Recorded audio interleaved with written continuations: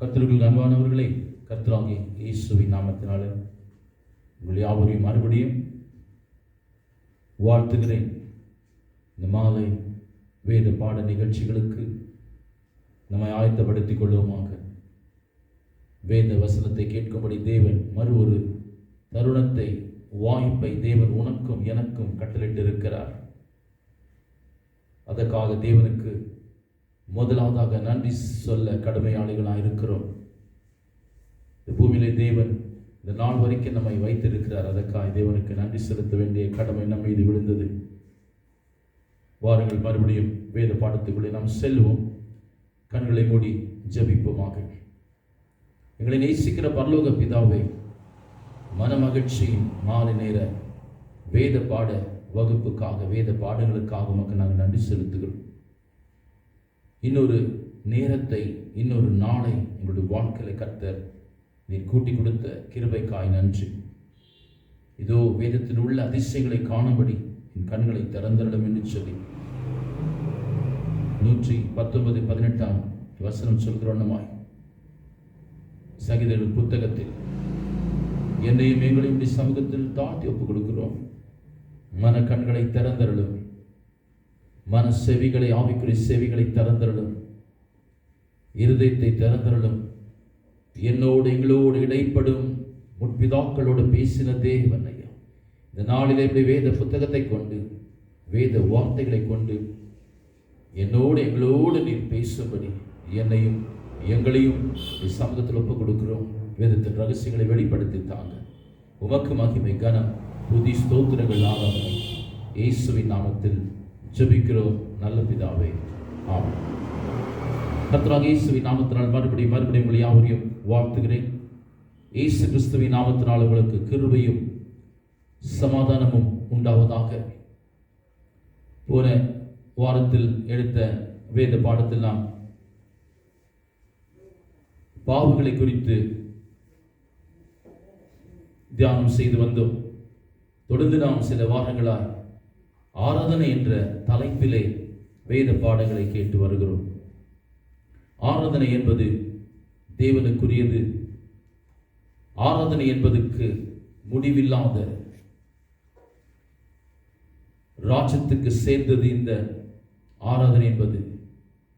ஏனென்று சொன்னால், நாம் இப்பொழுது காண்கின்ற ராஜரீகங்கள், அதிகாரங்கள், துரைத்தனங்கள் எல்லாமே ஒரு நாள் அழிந்து போகிறது, ஒளிந்து போகிறது.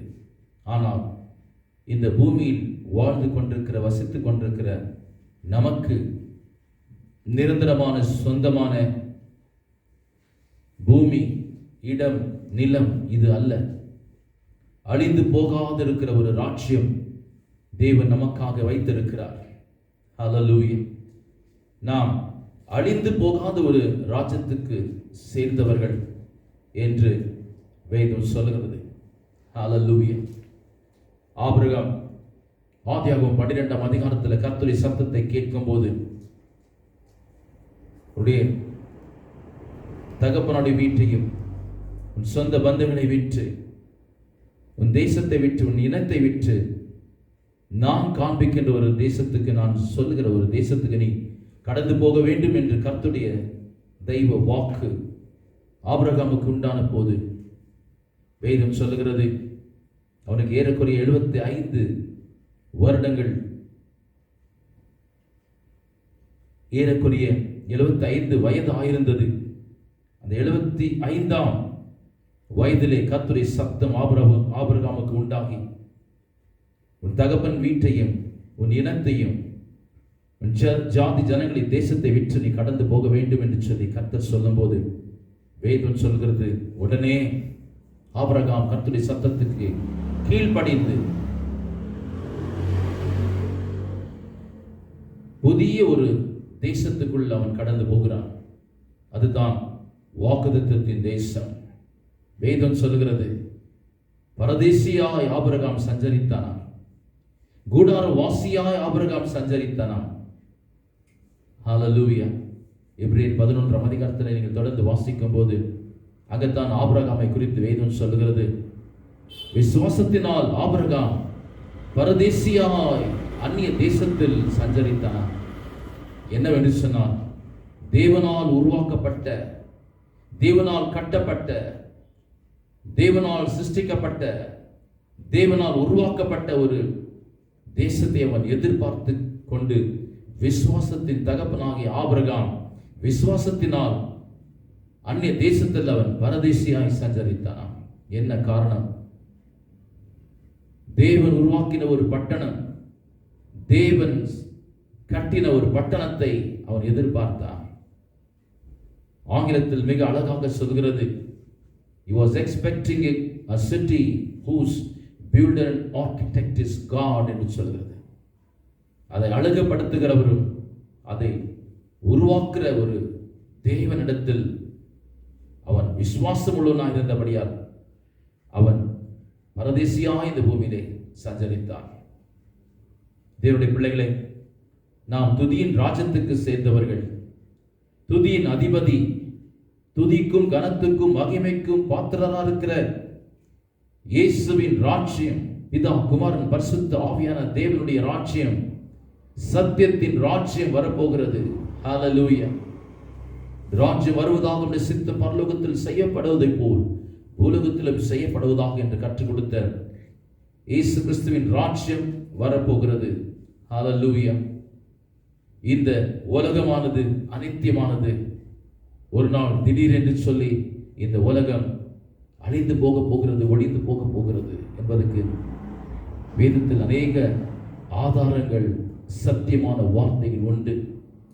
இந்த பூமியில் சம்பவித்துக் கொண்டிருக்கிற வியாதிகள், கொள்ளை நோய்கள், பஞ்சங்கள், பட்டினிகள், தேசத்துக்கு விரோதமான தேசம், ராஜ்யத்துக்கு விரோதமாய் ராஜ்யம், மொழிக்கு விரோதமாய் மொழி, இனத்துக்கு விரோதமாய் இனம், ஜனங்கள் கொந்தளித்துக் கொண்டிருக்கிறார்கள். கடலும் சமுத்திரமும் ஒரு பக்கம் கொந்தளித்துக் கொண்டிருக்கிறது. பூமி அதிர்ச்சிகள், கொள்ளை நோய்கள், நம்பிக்கை துரோகம், விசுவாச துரோகம், தாய்க்கு விரோதமாய் பிள்ளைகள், பிள்ளைகளுக்கு விரோதமாய் பெற்றோர், மாமியாருக்கு விரோதமாய் மருமகள், மருமகளுக்கு விரோதமாய் மாமியார். ஒரு மனிதனுக்கு அவருடைய வீட்டாரை அவனுக்கு சத்துருக்கள் என்று வேதம் சொல்லுகிறது. அப்படியே யாருமே நாம் நம்ப முடியாத இந்த நம்பிக்கை துரோகம் ஏற்பட்டு கொண்டிருக்கிற இந்த கடைசி காலத்தில் ஆண்டவர் 2000 வருடங்களுக்கு முன்னே அவர் பிரசங்கம் பண்ணின பொன்மொழிகளை நினைத்து பார்ப்போம். மனம் திரும்புகள், தேவனுடைய ராஜ்யம் சமீபித்திருக்கிறது என்று சொல்லி. தேவனுடைய ராஜ்யம் வரப்போகிறது. தேவனுடைய ராஜ்யம் சத்தியத்தின் ராஜ்யம், பரிசுத்தமான ராஜ்யம், நீதியின் ராஜ்யம், அநியாயமும் அக்கிரமும் பாவமும் இல்லாத பரிசுத்த மகா பரிசுத்தமான நகரம் அந்த பரலோகம். ஹல்லேலூயா. இந்த துதியின் ராஜ்யம், அந்த பரலோகத்தின் நித்திய சதா காலங்களிலும் என்றென்றைக்கும் இருக்கின்ற துதியின் ராஜ்யத்துக்குள் நாம் பிரவேசிக்க வேண்டும் என்று சொன்னார். பாவம் மன்னிப்பின் நிச்சயம் நமக்கு தேவை என்று வேதம் சொல்லுகிறது. ஹல்லேலூயா. போன வாரத்தில் நாம் தியானம் செய்து வண்ணமா, பாவங்களை அறிக்கையிடுகிறவன் இரக்கம் பெறுவான் என்று வேதம் சொல்லுகிறது. நாம் எல்லோருமே பாவிகளாக இந்த உலகத்தில் வாழ்கிறோம். 51ஆம் சங்கீதத்தில் சங்கீதக்காரன் சொல்லுதோ, நான் துர்குணத்தில் உருவானேன், என் தாயினை பாவத்தில் கர்ப்பம் தரித்தாள் என்று சொல்லி.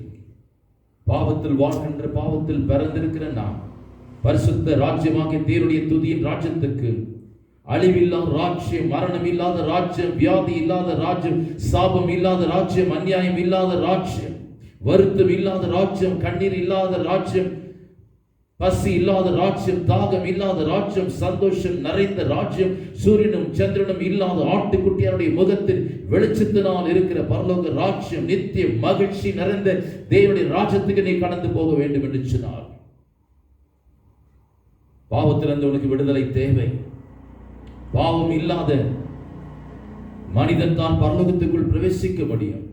உலகத்தில் வாழ்கிற ஒவ்வொரு மனிதனும் பாவியாய் பிறக்கின்றான், பாவியாய் இறக்கின்றான், பாவத்திலே வாழ்கிறான். பாவத்தை விட்டு அவன் வாழ முடியாமல் இருக்கிறது. ஹல்லேலூயா.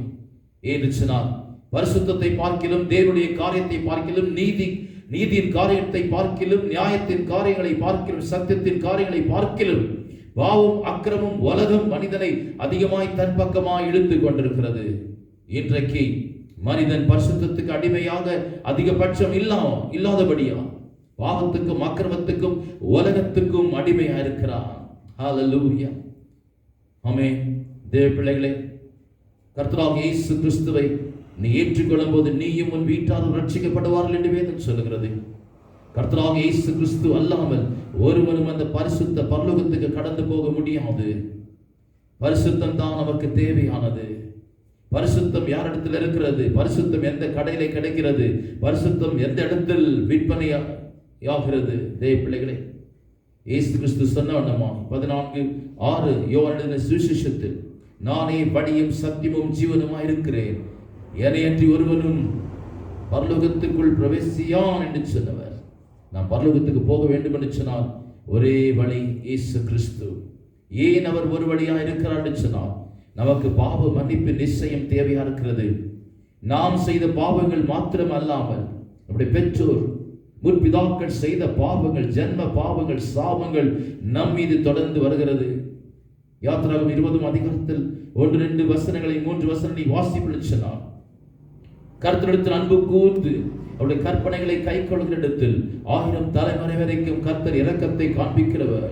கர்த்தர் விரோதமான காரியங்களை நாம் செய்யும் போது, தேவனை விட்டு மற்ற காரியங்களை நாம் ஆராதித்து தொழுகை செய்யும் போது 3வது 4வது தலைமுறை வரைக்கும் கர்த்தருடைய சாபம் வருகிறது.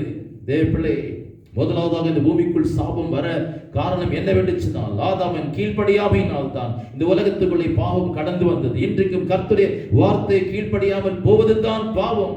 கர்த்தருடைய கட்டளை அவமதிப்பது தான் பாவம். கர்த்தருடைய வார்த்தைகளை தள்ளிவிடுவது தான் பாவம்.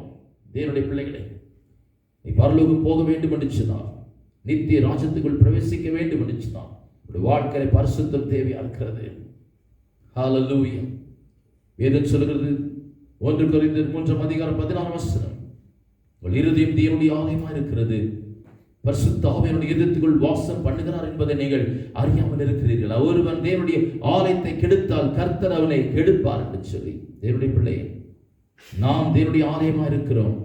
இந்த ஆலயத்தை பரிசுத்தத்தோடு உண்மையோடு நாம் காத்து கொள்ளும் போதுதான் அந்த பரிசுத்த நகரத்துக்குள்ளே நாம் போக முடியும். ஹல்லேலூயா. தூதியின் ராஜ்யத்துக்குள் பிரவேசிக்க வேண்டும் என்று சொன்னால் பாவங்கள் மன்னிக்கப்பட வேண்டும்.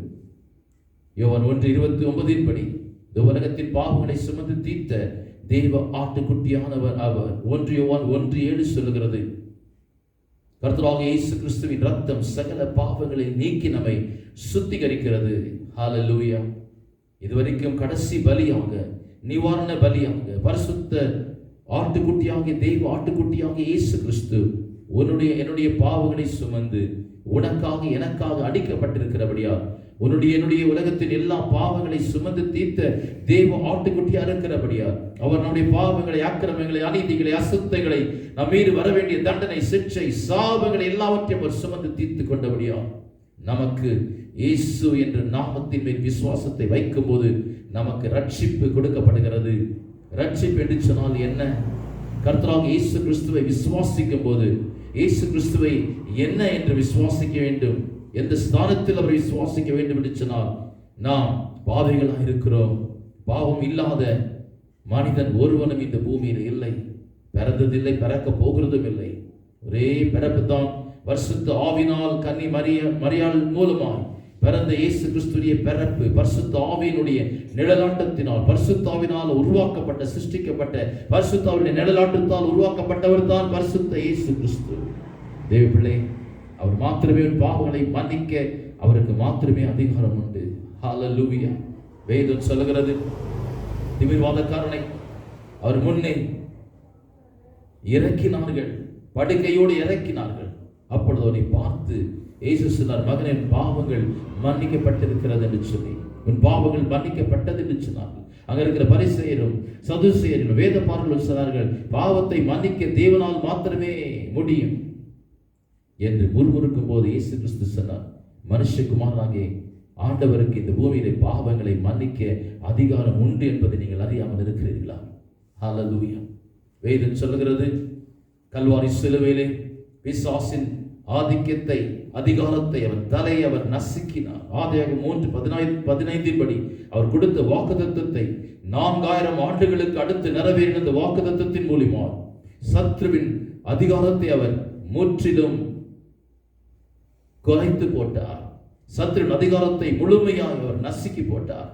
ஆனால் வேதம் சொல்லுகிறது, அவர் கல்வாரி சிலுவையிலே சத்ருவின் அதிகாரத்தை அவர் தலையை நசுக்கின பிறகுதான் இயேசுவை பார்த்தால் பிசாசுகள் நடுங்கியிருக்க வேண்டும், வியாதிகள் நடுங்கியிருக்க வேண்டும், பாவத்தை மன்னிக்க அவருக்கு அதிகாரம் இருந்திருக்க வேண்டும். ஆனால் வேதம் சொல்லுகிறது, அவர் சிலுவையிலே மரிப்பதற்கு முன்னே சபைகளுக்கு அவர் கடந்து போகும்போது, சுவிசேஷத்தை பிரசங்கிக்கும் போது பிசாசு பிடித்தவர்கள், பிசாசுகள் அவரை கண்ட உடனே அலறினது. காரணம் என்ன?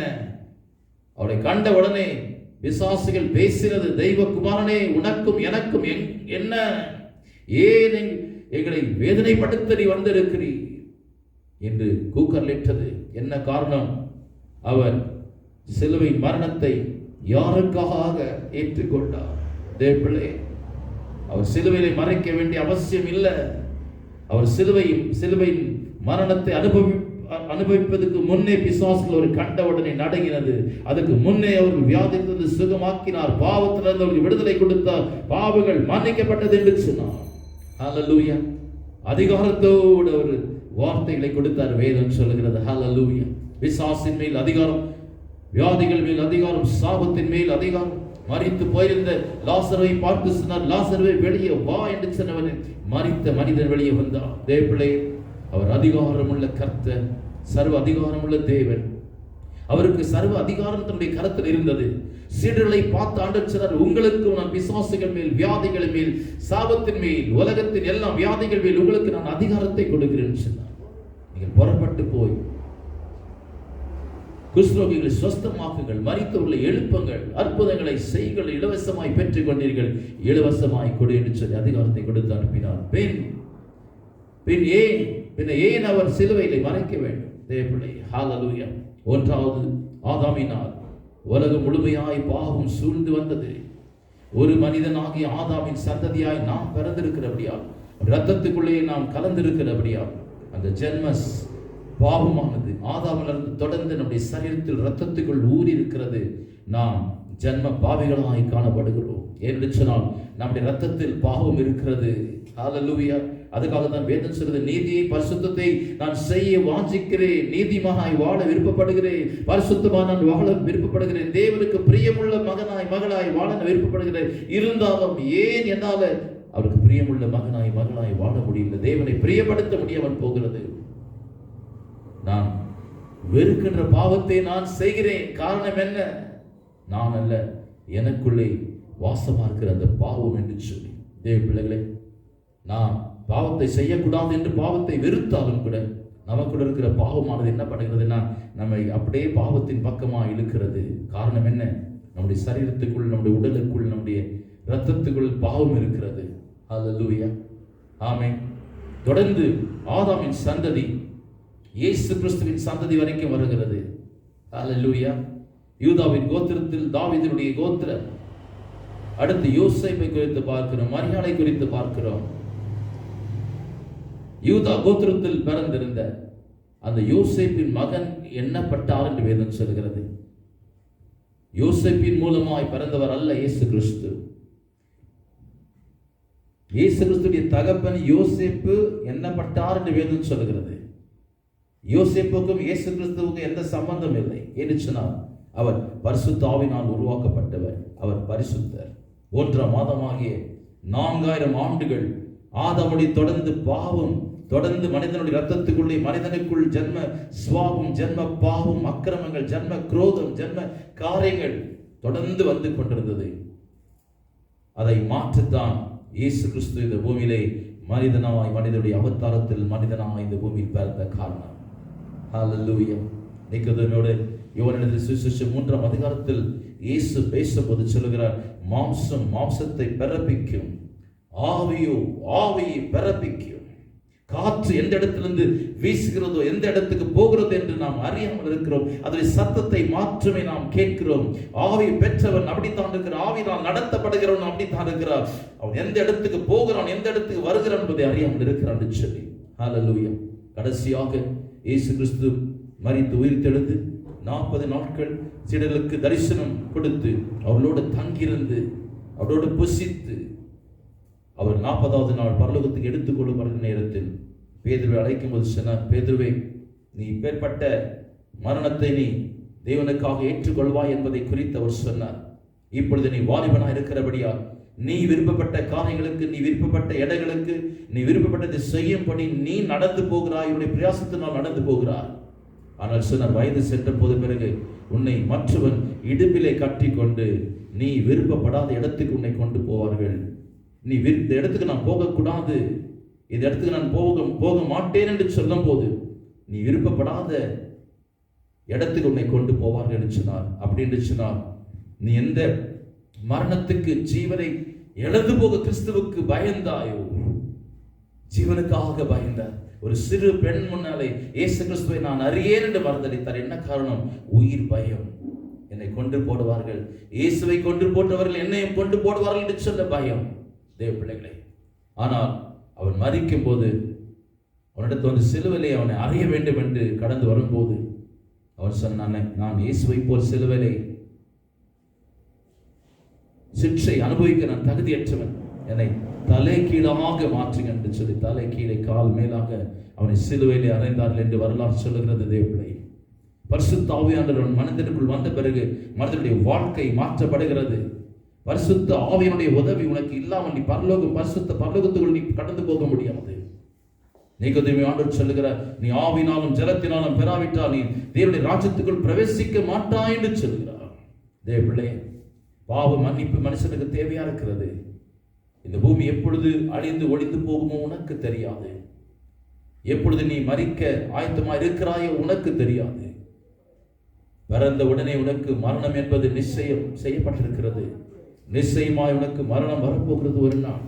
தேவ பிள்ளை, கர்த்தருடைய பிள்ளை, ஒருவேளை இயேசு கிறிஸ்துவை சொந்த ரட்சகராய் நீ ஏற்றுக்கொள்ளாமல் இருப்பாய் என்று சொன்னார். இன்றைக்கு ஆண்டிடத்தில் வந்து, இயேசுவே, நான் ஜென்ம பாவியா இருக்கிறேன், என் முற்பிதாக்கள் மூத்தவர்கள் முற்பிதாக்களுடைய பாவம், ஜென்ம சாபம், ஜென்ம குரோதம் எனக்குள்ள எங்களுக்குள்ள இருக்கிறது. தேவனே, என்னை கழுவி பரிசுத்தப்படுத்து. இந்த உலகம் முடிந்து போக போகிறது, ஆயுசு நாட்கள் முடிந்து போக போகிறது, மனம் திரும்புகள் பரலோக ராஜ்யம் சமீபத்திருக்கிறது என்று சொல்லியிருக்கு. சொன்ன வசனத்தை நான் விசுவாசிக்கிறேன். என் பாவங்களை, அக்கிரமங்களை, அசுத்தங்களை, அருவருப்புகளை தேவனே எடுத்து நான் அறிக்கையிடுகிறேன். தேவ பிள்ளைகளை அறிக்கையிடும்படி தேவனுடைய சமூகத்தை நாம் கடந்து வருவோமாக.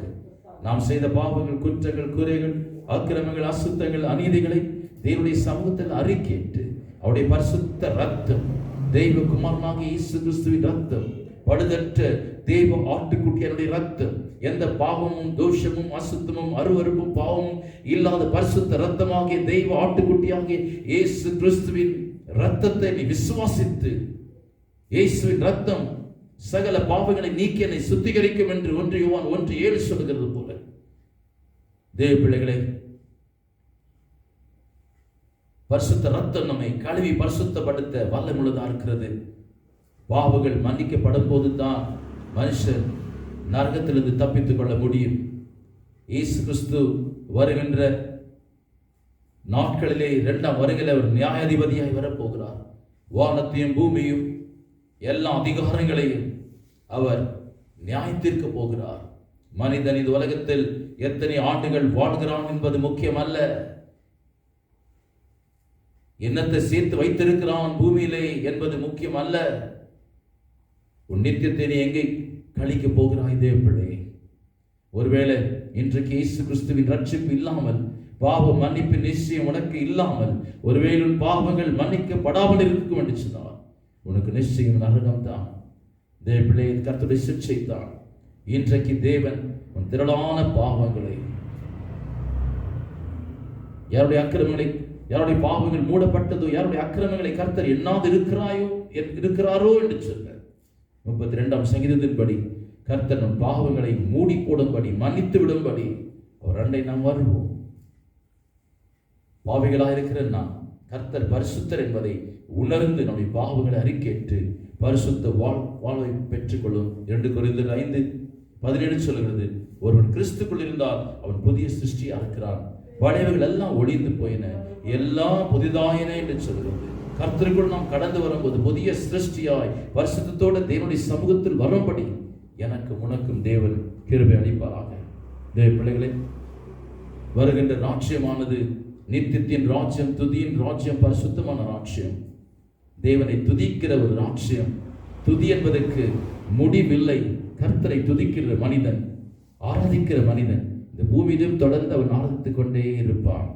அவன் மரித்த பிறகு கூட இந்த சரீரம், இந்த ஜீவன் அவனை விட்டு போனாலும் கூட அவனுக்கு மறு ஒரு வாழ்வு ஒன்று.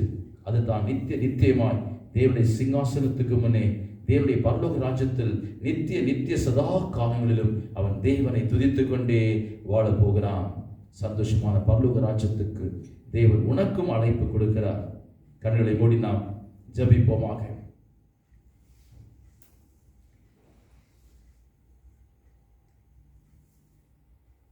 நன்றி பரலோக பிதாவே, உம்மை துதிக்கிறோம், போற்றுகிறோம், ஆராதிக்கிறோம்.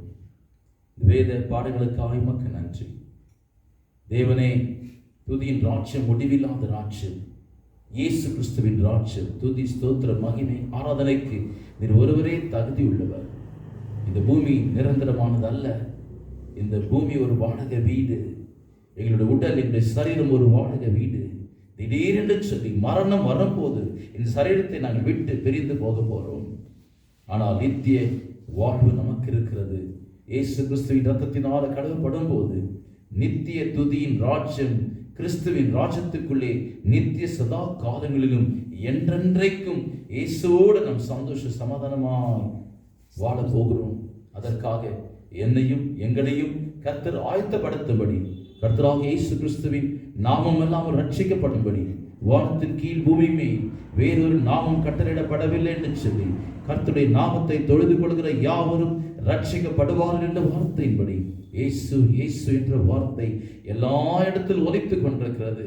தேவனே, உடைய வார்த்தைகள் குப்பையிலே கடக்கிறது, வார்த்தைகள் டிவியில வருகிறது, ஒலி தட்டுகள், ஒலி நாடகங்கள் மூலியமாய் தகப்பனை ஒவ்வொரு மனிதனுடைய வீட்டுக்கும் கைப்பிரதிகளாய் ஊழியக்காரர்கள் மூலியமாக, எல்லோரும் மூலியம் வார்த்தைகள் ஒவ்வொரு மக்களுடைய வீட்டுக்கும் தனிப்பட்ட வாழ்க்கைக்கும் கிட்டே வருகிறது. இது கடைசி காலமாக இருக்கிறபடியா நாங்களும் மனம் திரும்பும்படி, பரிசுத்த ரத்தத்தை நாங்கள் விசுவாசிக்கும்படி, பாவ குற்ற குறைகள், அக்கிரமங்கள், அநீதிகளை சமூகத்தில் அறிக்கையிட்டு நாங்கள் விட்டு விடுகிறோம். பரிசுத்த ரத்தத்தினால் என்னையும் எங்களையும் கழுவி பரலோக ராஜ்யத்துக்கு எங்களை ஆயத்தப்படுத்தும். எந்த நேரத்தில் மரணம் வந்தாலும் உங்களுடைய நித்திய ராஜ்யத்துக்கு நாங்கள் வந்து சேரும்படி எனக்கும் எங்களுக்கும் தகுதியை, பரிசுத்தத்தை கிறிஸ்துவின் ரத்தத்துக்குள்ளே கொடுக்கும்படி நாங்கள் வேண்டிக் கொடுக்கிறோம். கேட்டுக்கொண்ட ஒவ்வொரு மக்களுக்கும் வியாதியோட, பலவீனத்தோட, சோர்வோட இருக்கிற ஒவ்வொரு மக்களுடைய பரிசுத்த ரத்தமும் வல்லமையும் அபிஷேகத்தின் வல்லமை இறங்கட்டும், வார்த்தைகள் இறங்கட்டும். 104:20 சங்கீதம் தகப்பனை, கர்த்தர் தம்முடைய வார்த்தை அனுப்பியவர்களை குணமாக்கினார், சுகமாக்கினார் என்ற வார்த்தை அனுப்பியவர்களை சுகமாக்கும். ஆசீர்வதியும் இயேசுவின் நாமத்தில் ஜெபம் கேளும் பிதாவே, ஆமென். என் ஆத்துமாவே கர்த்தரை ஸ்தோத்திரி, என் முழு உள்ளமே பரிசுத்த நாமத்தை ஸ்தோத்திரி. என் ஆத்துமாவே கர்த்தரை ஸ்தோத்திரி, கர்த்தர் செய்த சகல உபகாரம் வருவதாக. கர்த்தர் தாமே உங்களை யாவரும் ஆஸ்வதித்து வழி நடத்துவராக. விடை பெறுவது அன்பின் சகோதரன் பாஸ்வதை குமார். Praise the lord. மீண்டும் சந்திப்போம்.